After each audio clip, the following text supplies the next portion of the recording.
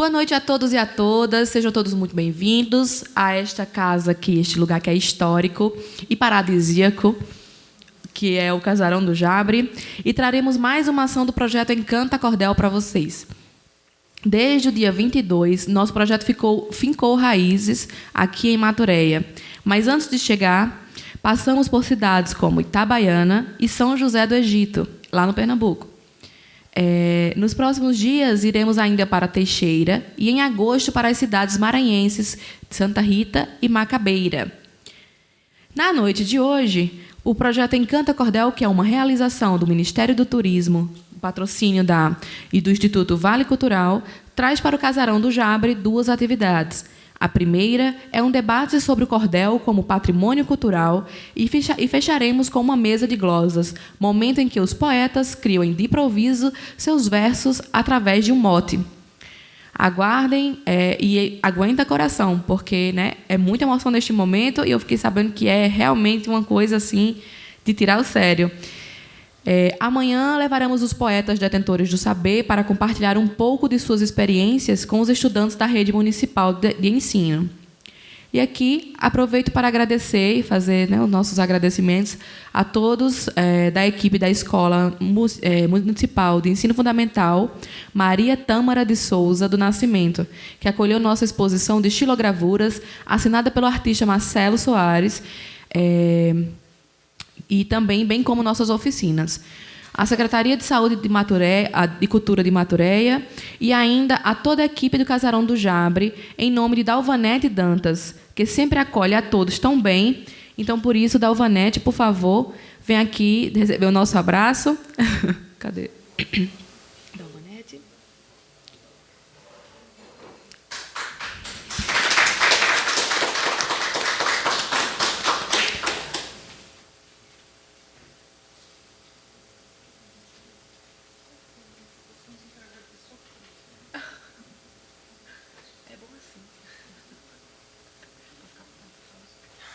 Eu só quero dizer para vocês que eu acho muito interessante o projeto e gostei demais que ele tenha vindo para aqui.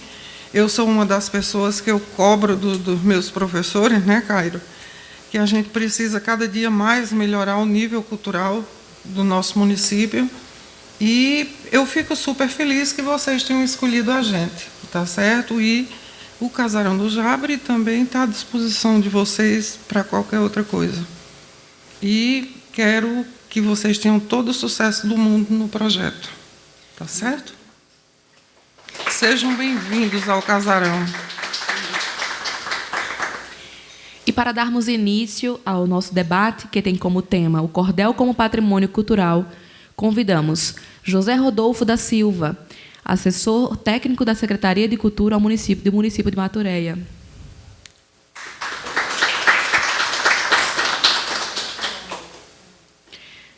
Cairo Almeida, professor historiador, coordenador da Escola Municipal de Ensino Fundamental Maria Tâmara Souza do Nascimento.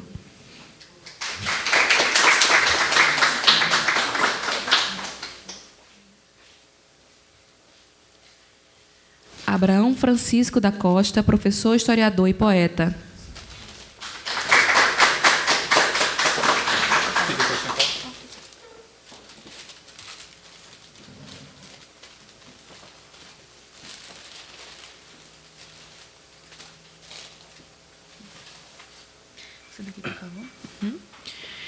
Em vídeo, vamos ter o depoimento do George Patrick Bessoni Silva, que é representante do IFAM de Pernambuco. Mas, antes de começar a projeção, eu gostaria de chamar a Ari para mediar o debate hoje.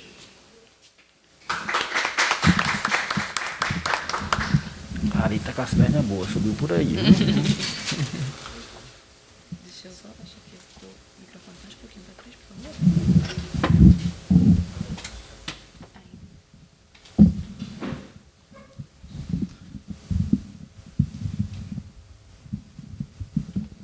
Pessoal, aqui quem fala é George Bessoni. Boa noite a todos e a todas. Iniciamos o debate sobre o cordel como patrimônio material e traremos aqui para essa mesa de debate o poeta e historiador, professor Abraão Francisco, o nosso querido professor Cairo e o representante da Secretaria de Cultura de Maturéia, Rodolfo. Iniciamos com o vídeo sobre uma fala do nosso querido do IFAM sobre o cordel.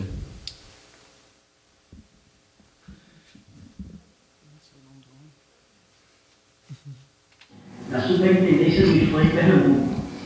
Trago aqui o setor de patrimônio material, juntamente com Lívia Moraes, historiadora, Tamires Neves, também historiadora, Romero de Oliveira, historiador, Graça Vilas, que é pedagoga, e Chay Almeida, museóloga. Nós tratamos dos bens culturais registrados, que são aqueles, analogamente aos bens tombados, que fazem parte do patrimônio material.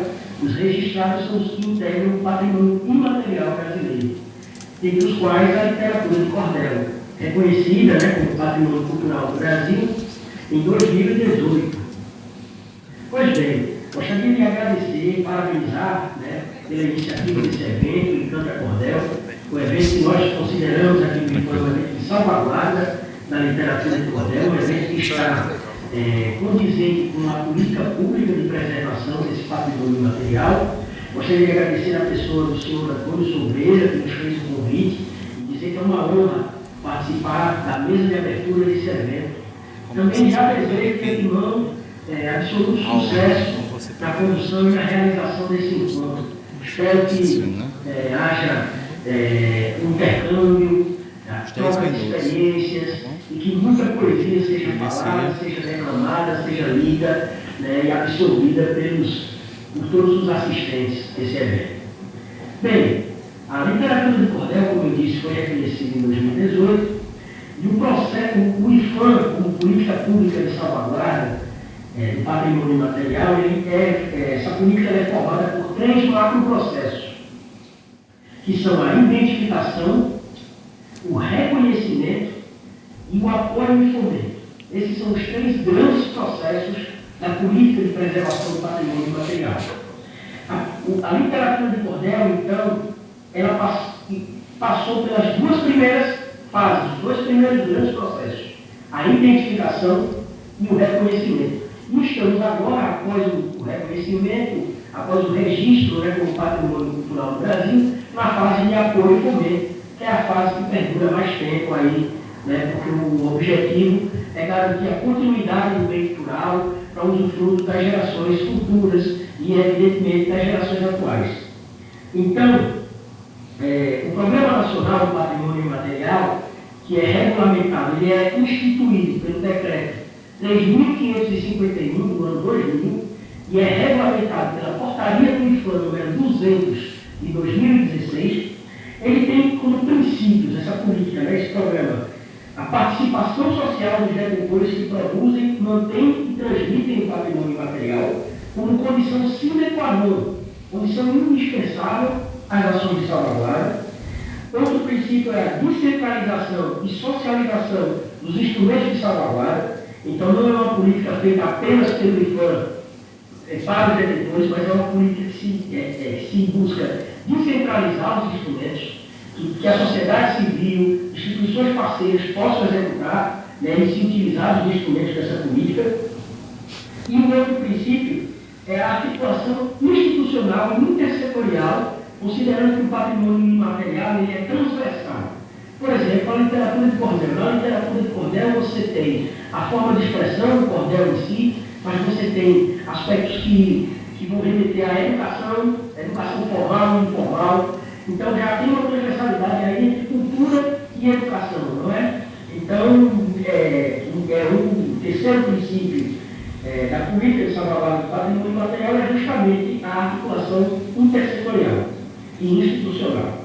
E como diretrizes, o Programa Nacional do Patrimônio Imaterial ele tem o seguinte: promover e difundir a política de salvaguarda do patrimônio imaterial para todos os grupos, coletividades e segmentos que compõem a sociedade brasileira, fortalecer e difundir as bases institucionais, conceituais e técnicas do reconhecimento e valorização da dimensão material do patrimônio cultural, contemplar na sua execução a diversidade e a heterogeneidade dos contextos socioculturais existentes, priorizando sempre que possível grupos, segmentos e regiões menos atendidas pela ação institucional, promover a salvaguarda dos bens culturais por meio de apoio às condições materiais que propiciam sua existência, aos processos de transmissão de saberes e práticas, constituintes da dinâmica dos bens culturais e do fortalecimento de seus detentores, ou seja, dos fazedores daquela cultura, enquanto coletividades. Promover a gestão compartilhada do patrimônio imaterial, articulando sociedade civil e instituições governamentais, respeitando as diferentes possibilidades de atuação e responsabilização dos atores envolvidos, e, por fim, apoiar, por meio de mediação junto às instâncias competentes, o reconhecimento e a defesa de direitos difusos, coletivos, autorais e conexos e de propriedade intelectual, no que se refere ao patrimônio cultural e material e seus detentores, que é como o chama os fazedores da cultura, né? Das manifestações culturais. Portanto, a política de salvaguarda do patrimônio material é uma política participativa, ela é feita com a participação dos detentores, participação direta e ativa, ela é descentralizada e é uma política que fomenta a articulação interinstitucional. Então, o MIFAM sempre atua em parceria. Isso é para todos os bens culturais. Aqui em Pernambuco, nós somos o estado do Brasil que mais tem bens culturais reconhecidos como patrimônio imaterial, são 14 ao mundo. Né? Então, aqui em Pernambuco, a gente procura atuar, o MIFAM Pernambuco, sempre em parceria com a Secretaria de Cultura do Governo do Estado, a Fundarp, prefeituras municipais, né? Fazendo valer as diretrizes e os princípios da política de salvaguarda. E a gente sempre chama os detentores, por meio de suas associações representativas, ou não precisa, né, o detentor ser associado, existir uma associação, mas a gente sempre chama os detentores também para, nessa mesma mesa de diálogo horizontal e democrático, construir as ações de salvaguarda.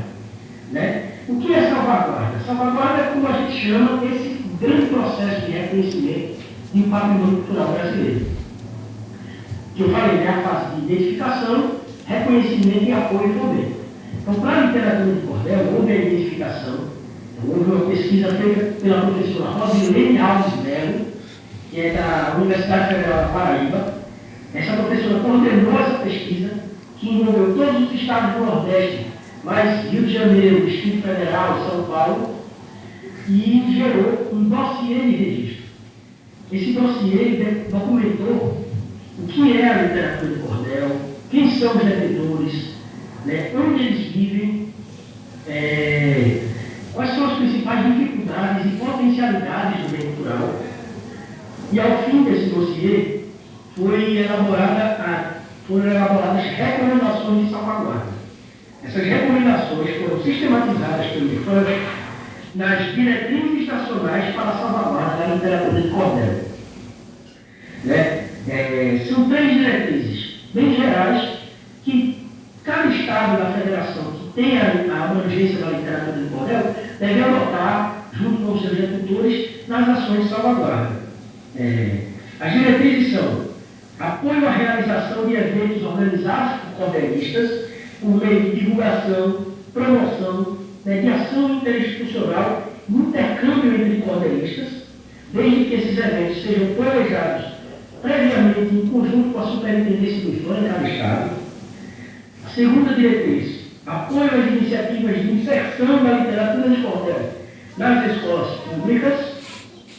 Sabemos que vários municípios têm, vários não, mas alguns municípios têm, né, programas instituídos para o ensino e a promoção da literatura de cordel nas escolas. E terceiro item da diretriz é apoio à circulação da literatura de cordel em diversos meios. A política de salvaguarda ela é estruturada em eixos. Né?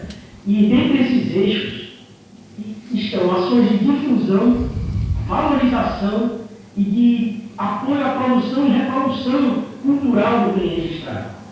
Então, é um rol de ações muito grande que podem ser pensados para a salvaguarda do cordel, para a ampla divulgação e promoção desse meio cultural. Então, a gente pode pensar ações educativas, seminários, rodas de diálogo, divulgação de festivais de cordel, eventos de declamações, publicações de cordelistas, coleções, antologias, enfim. Várias ações podem ser pensadas para a salvaguarda do cordel. O ideal é que cada bem registrado possua um plano de salvaguarda. Então, nós pretendemos atuar aqui na superintendência, no âmbito da superintendência do Estado de Pernambuco, com vistas a instituir um plano de salvaguarda da literatura de cordel, que vai ter que atender essas diretrizes nacionais e também todas as demais demandas dos cordelistas com relação à preservação, à difusão, à promoção e à valorização da literatura de cordel como patrimônio cultural do Brasil. Bem, são essas as palavras iniciais. Estamos à disposição para tirar dúvidas, estabelecer diálogo com vocês, com os cordelistas, as cordelistas. O senhor Antônio Sobreira tem o meu e-mail, tem o e-mail aqui do setor de patrimônio imaterial, que é imaterial.ifam@gmail.com. Pode ser enviado e-mail também para esse setor e estamos abertos aí ao diálogo. Um abraço para vocês e bom evento.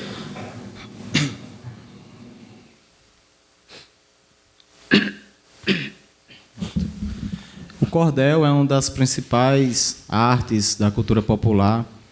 Eu diria que é um dos pilares fundamentais para tudo o que é apresentado no Nordeste como cultura, como manifestação artística de um povo.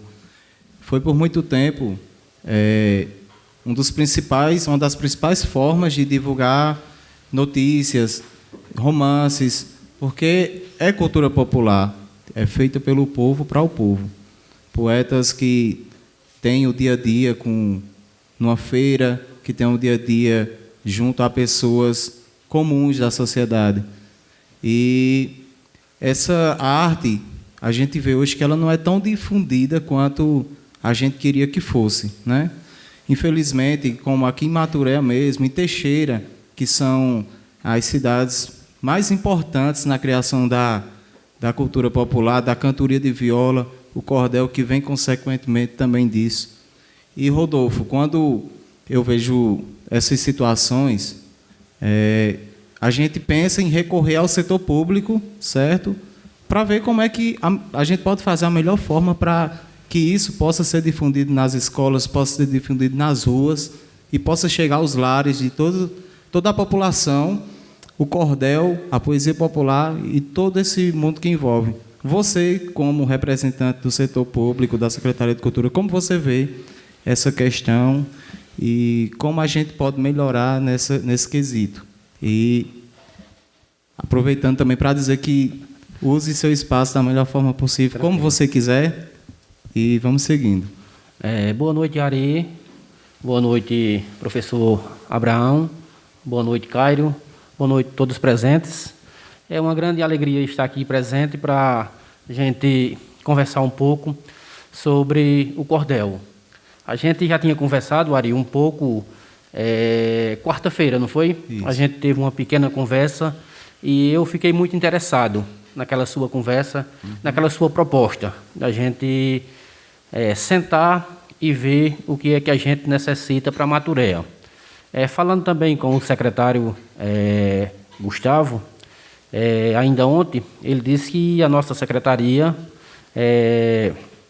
está à disposição para que a gente possa sentar, fazer um projeto bem bacana e trabalharmos com isso. Temos também a Secretaria de Educação, daqui a pouco Cairo vai dizer também a parte dele, e a gente pode entrar aí numa parceria e resolver esse assunto. É um sonho da gente, a gente almeja ver isso. Também está para ser inaugurado em Maturéia o anfiteatro. Já era um sonho da gente esse anfiteatro, que é para a gente possa abrir para a população E por que não não ter literatura de cordel nesse anfiteatro? Por que não ter pessoas de Maturéia e circo vizinho para abrilhantar, né? E dizer também que a gente está à disposição nem só para isso, essa parte de literatura de cordel, amigo Ari, mas o que precisar, o prefeito Zé Pereira está à disposição. Falando com ele também, ele disse que o que der para ele fazer, ele está junto. Certo. Como a gente pode difundir essa cultura, assim, como você vê, você faz um trabalho muito importante ali também na subida do Jabre, na Casa de Apoio, e incentivar as pessoas a produzirem. Eu acho que esse é o caminho, incentivar a produzir. Eu acho que um concurso de poesia nas escolas, isso já fortalece também na própria cidade para que possa ser feito. Você tem alguma proposta, alguma ideia de como a gente possa seguir com isso futuramente? Eu, enquanto artista, você, enquanto o setor público, né? A Secretaria de Cultura está aberta para a gente fazer essa parceria. Eu acredito que a gente tem ali, né, a Casa de Apoio, onde é o ponto principal, né? A gente tem muito turista que passa por ali, também tem maturense que passa, não vamos pensar só em turista e deixar a nossa cidade sem cultura, né? Isso. A gente precisa ver o que é que a gente tem em Maturéia que é para apresentar. E é uma boa ideia que comece também pelos aqueles alunos que estão lá na sala de aula. O professor Caio está lá todos os dias, e por que não? A gente já tinha conversado antes também em fazer isso, mas foi outro assunto que não era na parte da cultura, era em parte de meio ambiente, de levar também para a escola do pessoal, dos alunos, fazer aquelas fotos bem bonitas e, no final, a gente sortear alguns brindes para aquelas fotos mais bonitas. É um projeto que a gente está fazendo, né, essa parte aí, e a gente também pode fazer esse projeto também, Ari. Você agora está sendo um cidadão matureense, né? Você pode nos ajudar também, já fique convidado, em nome da Secretaria de Cultura, para o que você almeja ter, né? Foi uma conversa minha e sua, não foi conversa ainda nem com o secretário, nem com o prefeito, mas eu acredito que quando eu levar aquela nossa conversa de abrir a Casa de Apoio para que possa ter cordel, pode ficar ciente que vai ter. Certo. O mapeamento também dos poetas é uma coisa muito importante, né, Abraão? Como acho que vocês até nas bandas ali do Pajeú têm esse mapeamento. Uhum. É uma coisa importante porque você identifica onde estão os poetas, onde estão os artistas, onde estão... Tem sanfoneiro que a gente não conhece. Aqui é uma cidade que tem muito sanfoneiro. Aqui é uma cidade também que teve a passagem de Zé Limeira, né, que foi um poeta que é estudado na França pela forma de se expressar dele, né, como ele foi. Aquele poeta que extrovertido e trazia uma forma surreal de ver a vida, né? E, Abraão, eu acho que isso é muito importante também, trazer isso para as escolas, para o Tauá, por exemplo, fazer essa coisa lá, resgatar quem foi Zé Limeira. Foi um cara que andou por aqui e que pouca gente conhece. Abraão, você teve um projeto que eu acho muito interessante, que foi um projeto de leitura, eu acho que Estação das Letras, não sei, né? Uhum. E aquele seu trabalho lá foi muito fantástico. Conta para a gente aí como foi que você realizou esse projeto, que eu acho que ainda existe, né, em andamento aí. Então, boa noite a todos. Saudar aqui os companheiros da mesa e Ari, e agradecer de antemão pela oportunidade de estar aqui debatendo um pouco sobre o cordel. Então, esse projeto, Ari, que nós tínhamos lá em Brejinho, que era o Clube de Leitura Estação das Letras, era um momento em que nós nos reuníamos com alguns alunos para desenvolver atividades de leitura. Então, a cada encontro, a gente lia uma poesia, tinha um livro que era escolhido para ser lido por todos, né, uma música, uma frase, uma leitura de uma imagem e tudo mais. E agora, trabalhando na Escola Maria Tâmara, aqui em Maturéia, nós estamos desenvolvendo um projeto nesse sentido, juntamente com Cairo, o coordenador da escola. Então, nós temos lá, né, Cairo, o Clube do Livro, né, nosso lugar, e esse Clube do Livro ele segue essa temática. A gente se reúne a cada 20 dias para ler um livro. No ano passado, o Clube do Livro, nós lemos 4 livros, então nós superamos a média de leitura do Brasil, do brasileiro, que é de 2 livros por ano, né? Então, em pouco tempo, tendo em vista que o ano já começou, né, tardio por conta da pandemia e tudo mais, mas a gente conseguiu fazer a leitura dessas obras. Então, a gente tem tentado, né, difundir essa prática da leitura, porque quando a gente pensa no cordel, na literatura do cordel, ela está hoje, né, ligada dentro desse campo da leitura, do material impresso. E aqui eu queria voltar um pouco no tempo para destacar essa origem da literatura de cordel, que eu costumo dizer que o cordel ele é filho da cantoria, ele é filho do repente, porque inicialmente, né, essa ideia de um poema escrito, impresso, como nós temos hoje, ela não existia. O que existia era a cantoria de viola, era o repente, né? E isso em decorrência até mesmo, né, século XIX e até mesmo antes, né, a cultura da oralidade ela era muito presente porque, né, as pessoas letradas que tinham acesso às letras era um universo muito pequeno, principalmente no Nordeste. Então, tendo em vista, preciso salientar aqui que essa cantoria de viola, esse repente, ele nasce aqui na Serra do Teixeira, né? E o que era essa cantoria? Era o momento em que 2 poetas, 2 cantadores se encontravam ali para aquele desafio, né?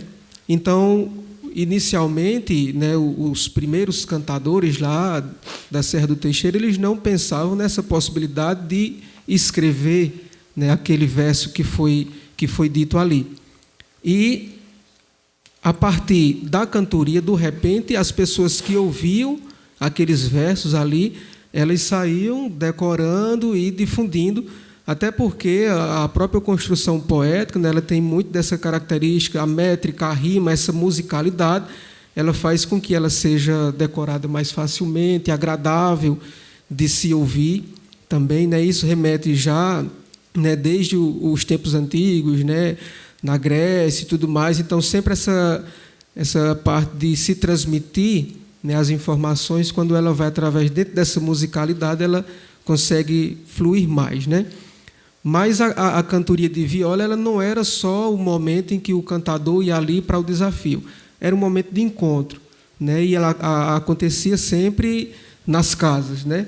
Daí surgiu depois a expressão de cantoria de pé de parede, geralmente sentado como nós estamos aqui, os cantadores em um tamborete com sua viola. E depois de toda a peleja, no início, né, Ari, sempre se tinha um vencedor do desafio, né? E depois desse momento, o cantador era um momento em que ele conversava com o público ali, em que ele cantava algumas de suas canções, em que ele também contava história. Então, essa prática, esse contador de história, ele não era só o repentista, ele era o contador de história, né? Então, até que, em um determinado momento, né, principalmente com Leandro Gomes de Barros, né, que vai começar a esse verso vir para o papel, né, vir para o folheto. Aí aqui a gente é um universo novo que vai se abrindo, porque para que a cantoria acontecesse, era preciso estar ali os 2 poetas, né? Então, não se havia muitos poetas, né? Mas a partir do momento em que essa poesia ela vai chegar em um folheto, então agora qualquer pessoa que soubesse ler poderia pegar e ler aquele cordel, contar aquela história para alguém. Então é importante destacar isso, porque por muito tempo, né, principalmente aqui no Nordeste, né, o folheto de cordel ele foi o único material impresso, o único texto impresso com que muitas pessoas tiveram acesso a um texto impresso, né, a um livro, né? Não se ia a uma livraria para comprar um folheto de cordel, você ia na feira, né? Então, esse cordel que era vendido na feira, aquela história que era contada na feira, E como Márcia Abreu destaca em sua pesquisa, muitas vezes na feira o cordelista ele começava a ler um pouco do cordel para despertar o interesse das pessoas que estavam ali, para depois, né, adquirirem o cordel. Mas também havia aqueles vendedores que eles trocavam o cordel. Você foi lá, você não tem o dinheiro para comprar o cordel, você trocava por outro, deixava o seu lá. Então começa essa troca, e isso vai ser muito importante dentro desse processo de educação e de acesso ao universo da leitura. Porque, diferentemente do que aconteceu na Europa, no pós-Gutenberg, com a invenção da prensa móvel, em que grande maioria da população, né, teve acesso aos textos impressos através de livros, principalmente de jornais, de folhetos, isso não houve aqui no Brasil, né? Durante todo o período colonial, né, era proibido a circulação de livros, né? Não havia prensa aqui no Brasil. Então, a gente passou muito tempo sem esse contato com o impresso, com o texto impresso, né? E aí, quando o cordel ele chega, ele vai ser essa porta aberta, principalmente para o Nordeste brasileiro, de você ter o contato com o texto, de você ler aquela história. E como você colocava aqui no início, a partir desse momento, a poesia no cordel não é só mais o desafio entre os cantadores, mas é uma história contada, é um romance, é uma história de amor, é uma peleja, né? Uma coisa e outra. Então, isso vai ser muito importante. Então, por isso que o cordel é, de fato, importante. E, por muito tempo, como a gente vinha conversando, né, o cordel foi perdendo, né, espaço na nossa sociedade, né, nas escolas e tudo mais. Então, hoje, a literatura de cordel, enquanto um gênero poético, né, mas também enquanto um gênero literário que é trabalhado dentro da disciplina de língua portuguesa para se ensinar o aluno a construir os versos e tudo mais. Então, pensar no cordel, né, como esse patrimônio é pensar na nossa ligação com o texto, né, com o material impresso, né, com esse livro que chega, esse folheto que chega, e que o Brasil ele é um dos países em que há um percentual muito pequeno de pessoas que têm livros em casa. As famílias que têm livros em casa, né? A Bíblia é o livro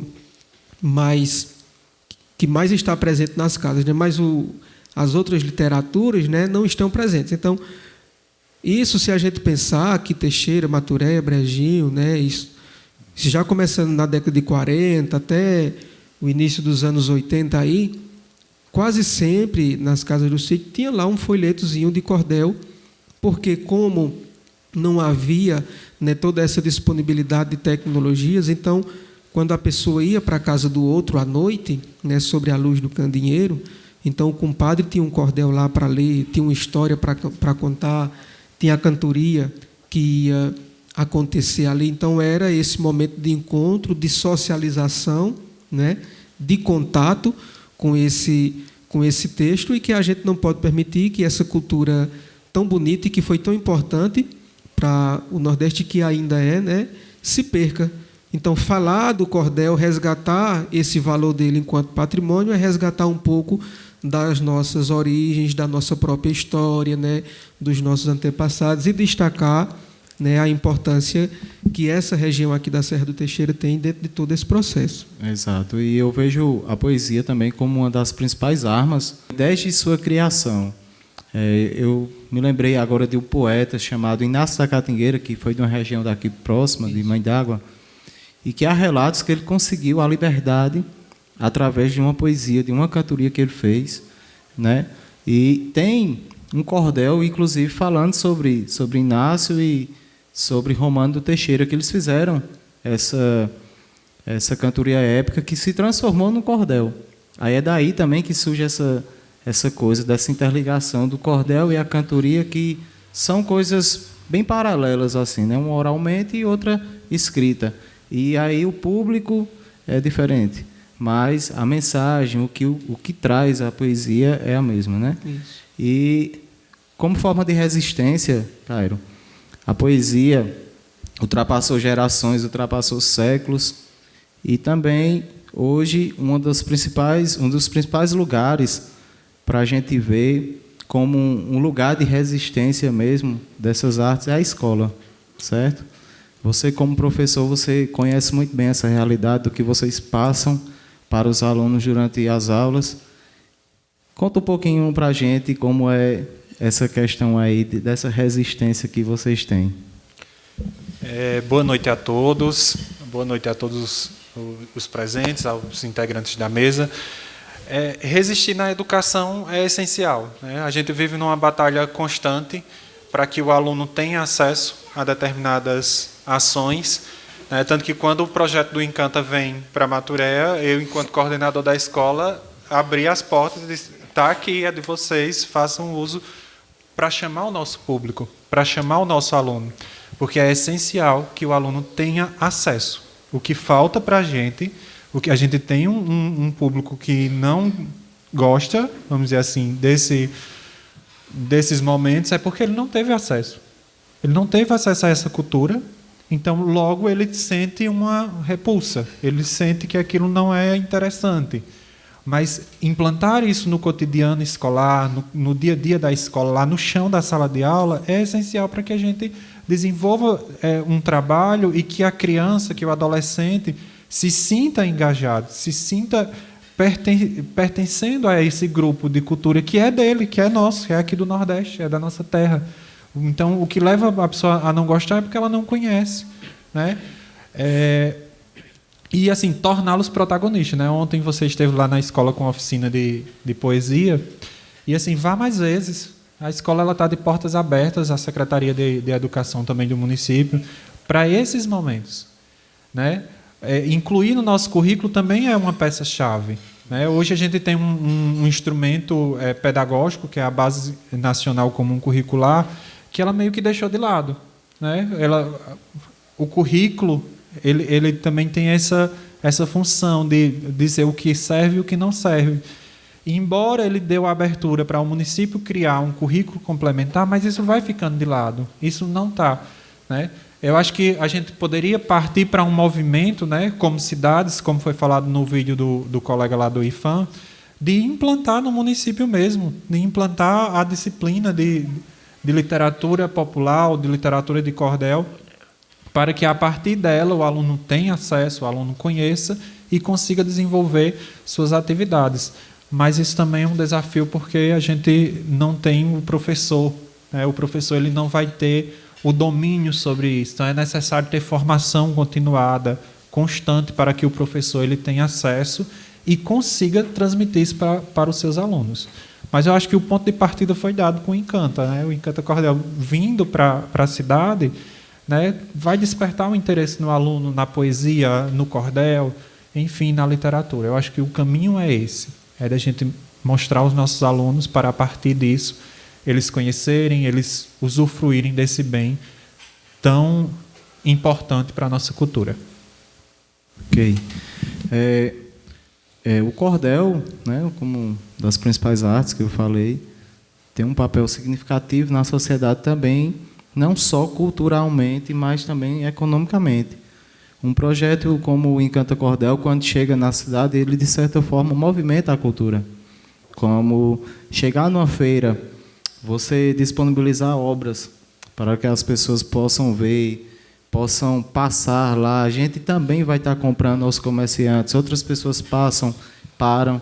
E é essa coisa, essa ligação que move também a cultura, ela, enquanto uma das principais coisas assim da economia criativa, ela desenvolve muito bem isso. E quando uma mesa de glosas vem para um casarão, quando um debate vem, de certa forma também está movimentando a cultura, porque a gente está tendo um público de pessoas que estão consumindo.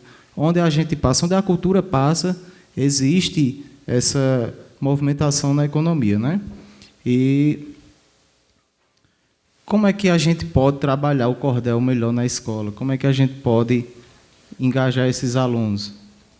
O ponto de partida é o querer fazer, né? É incentivar os nossos professores a estarem implantando na sua disciplina, né? Dar espaço, dar oportunidade, não ser atropelado pelo currículo oficial e dizer ao professor: olha, é nossa cultura, você tem que trabalhar. Enquanto coordenador pedagógico, eu acho que o caminho é esse. É dizer ao professor, olha, você tem obrigação de trabalhar, você tem que trabalhar, é necessário trabalhar isso. Senão é uma cultura que morre. Ela acaba definhando e morrendo, né? Se as pessoas não consomem, se as pessoas não têm o contato, ela acaba ficando perdida. E a gente poderia fazer isso tranquilamente nas disciplinas de história, na disciplina de língua portuguesa também. Até conversando com o Abraão ontem, né, saiu um edital recentemente do FNDE para um concurso de poesia. E a gente já está articulando lá na escola esse concurso para colocar nossos alunos num concurso interno de poesia para, a partir dele, inscrever a escola num concurso a nível regional ou a nível nacional. Eu acho que o ponto é esse, é incentivar a participação, porque a partir disso a gente consegue colher vários frutos. Ok. E é uma coisa importante que eu também já me coloco a minha disponibilidade totalmente para essas atividades. Essa coisa de influenciar, como eu falei a ele, e Cairo acabou de fortalecer essa fala, de influenciar através de um concurso de poesia. Eu lembro que a minha primeira participação literária em alguma coisa assim foi no concurso de redação na escola, e foi muito importante para mim aquilo. Eu descobri uma forma que eu nem conhecia em mim. E depois disso eu consegui vencer prêmios de poesia, participar de outros eventos. Isso foi muito importante na minha vida enquanto poeta. E eu acho que falta muito isso, né? Você chegar para os alunos, para a própria comunidade e dizer, olha, vamos participar, vamos competir, porque a vida é uma competição. De toda forma, de todo modo, a vida é uma competição. E as pessoas se sentem o tempo todo competindo com tudo. E eu acho que um incentivo dessa forma, você colocando uma competição desse sentido, uma competição de paz, na verdade, né? Não é uma competição... Eu acho que é interessante, né? A gente incentivar o protagonismo do aluno através do concurso. É uma coisa simples que pode ser feito com a parceria da Secretaria de Cultura, com a Educação, né? Nesse concurso especificamente que eu falei, um dos prêmios, né, além do prêmio em dinheiro, tem a impressão na contracapa de todos os livros didáticos do Brasil do poema da criança ou do adolescente.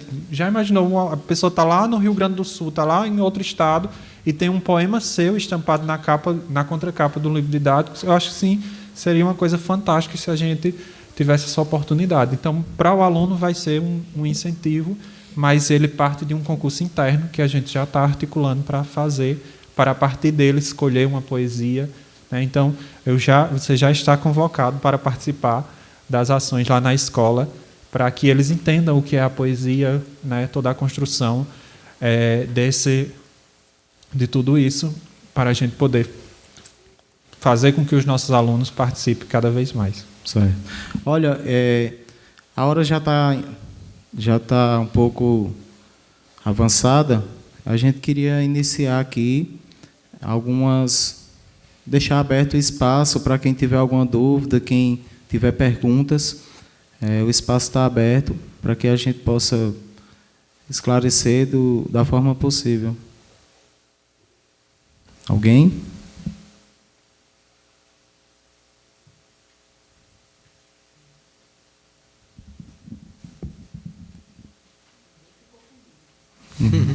Então foi boa, né? A conversa foi boa, foi bem esclarecedora.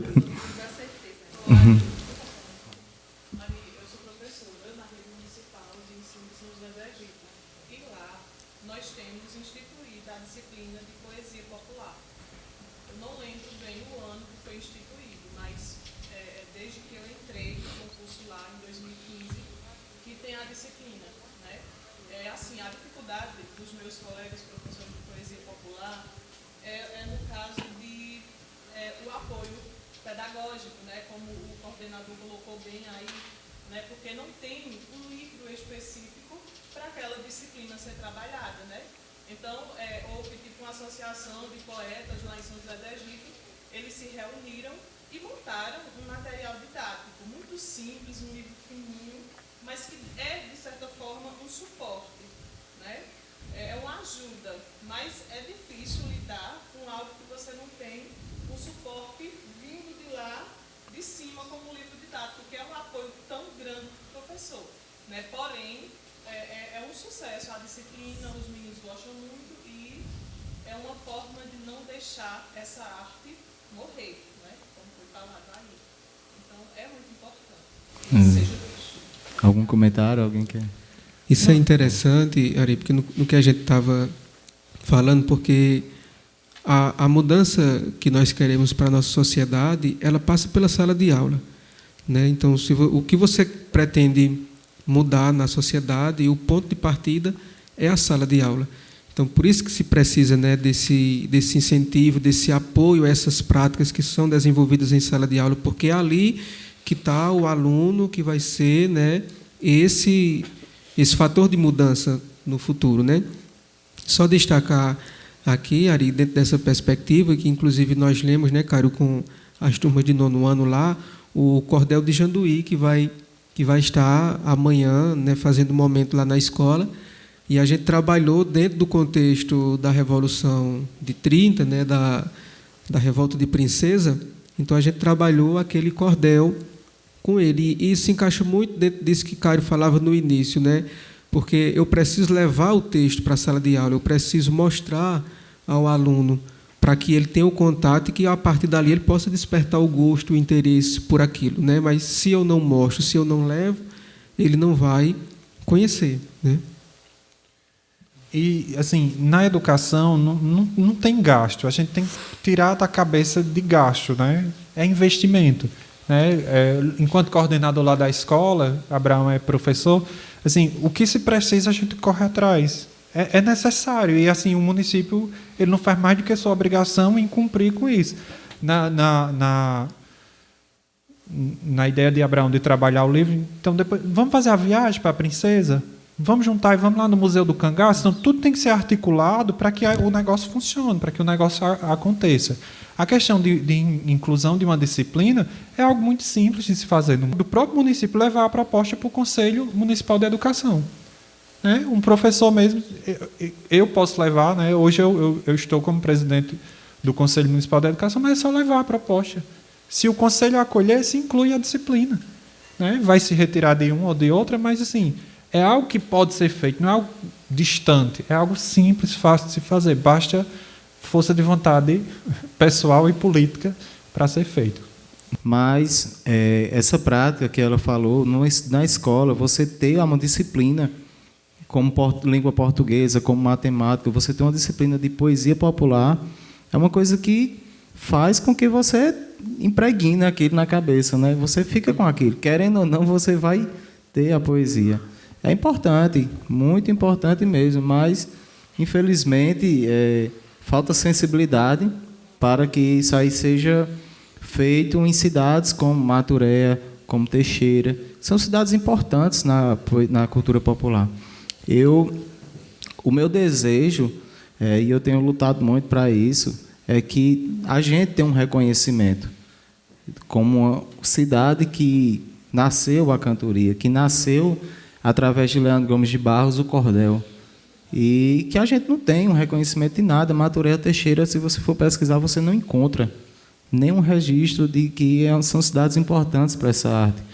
A cantoria se tornou um patrimônio também, mas eu não sei nem se é mencionada essa região, sabe?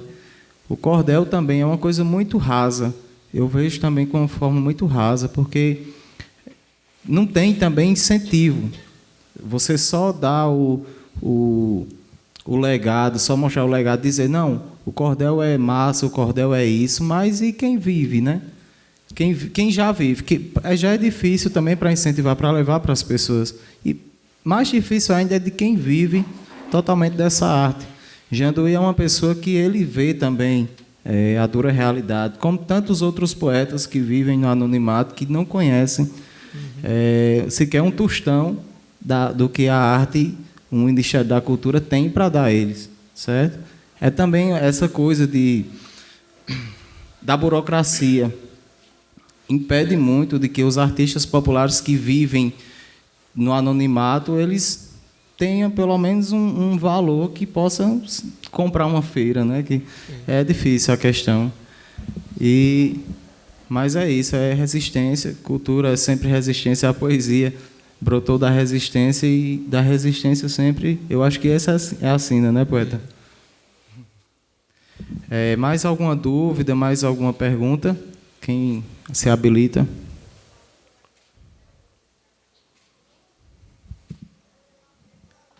Kênia? Alguma pergunta? Alvanete?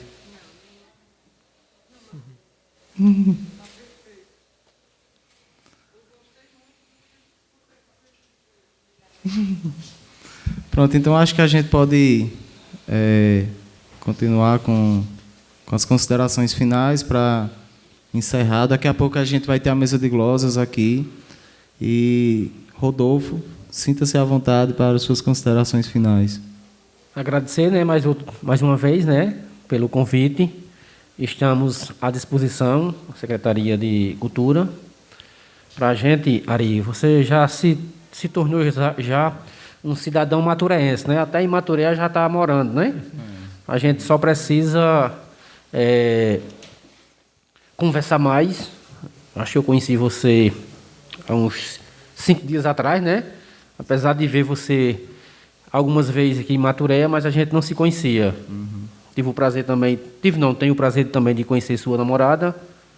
E vamos juntar, né? Juntar a Secretaria de Cultura, você, Secretaria de Educação, para que a gente possa ter frutos, né? Ter frutos no futuro. Tá. Obrigado, Rodolfo. Abraão. Agradecer pelo convite, né, por estar aqui nessa noite, nesse lugar que eu acho fantástico, encantador, que é o Casarão. Sempre me alegro muito quando venho aqui. Agradecer muito por essa oportunidade, por estar debatendo sobre esse tema tão interessante e dizer, Ari, que a cultura, né, que o trabalho com a arte, com a educação é isso, é parceria, né? O professor, ele só vai fazer um bom trabalho em sala de aula se ele tiver apoio do coordenador, do diretor.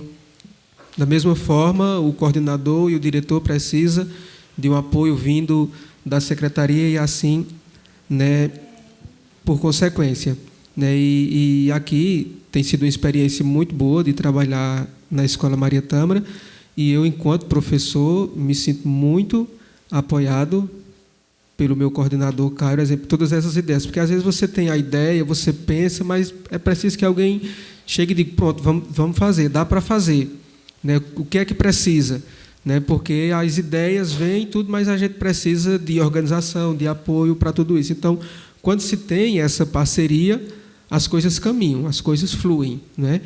Então, destacar isso e que seja firmado, como de fato aqui, né, o secretário de Cultura se colocou muito bem, né, que essa parceria, né, entre essas secretarias e possa render muitos frutos para a escola, para o nosso alunado e, consequentemente, para a sociedade de Matureia. Tá, Abraão. Agradeço, né, sua participação também. Professor Cairo, suas considerações finais, fiquem à vontade.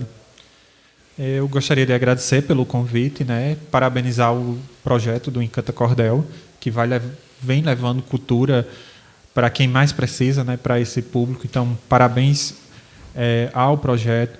E dizer assim que é possível fazer, né? Não é nada sobrenatural, não é difícil. Assim, incluir uma disciplina é um negócio simples de fazer, né? E levar a cultura para os nossos alunos também não é algo distante, é algo que pode ser feito, basta querer. Se a gente partir desse pressuposto de que eu quero, então eu consigo. É simples, né? Obviamente com as parcerias necessárias, com o poder público, que é quem financia, né? Muitas vezes, hoje, enquanto escola municipal, é quem financia, então é possível fazer, basta ter essa esperança, né? Esperançar sempre, como já dizia Paulo Freire. Então, valeu. Eu agradeço também ao projeto Encanta Cordel, agradeço a sua existência, agradeço a sua resistência, agradeço a Sobreira, uma pessoa magnífica que conheci há pouco tempo, mas eu já tenho uma admiração grande por ele. Agradeço a Kênia Queiroz, a Mabel, ao poeta aí da fotografia e a todos que fazem parte desse projeto lindo e que vai ter bons frutos. E vida longa ao Encanta Cordel, vida longa a vocês. Em nome de vocês também agradeço aos que comporam a mesa, agradeço a todos que estiveram conosco aqui, assistindo, ouvindo esse momento importante e que a gente possa ter vários e vários momentos como esse. Um abração a todos e até a próxima.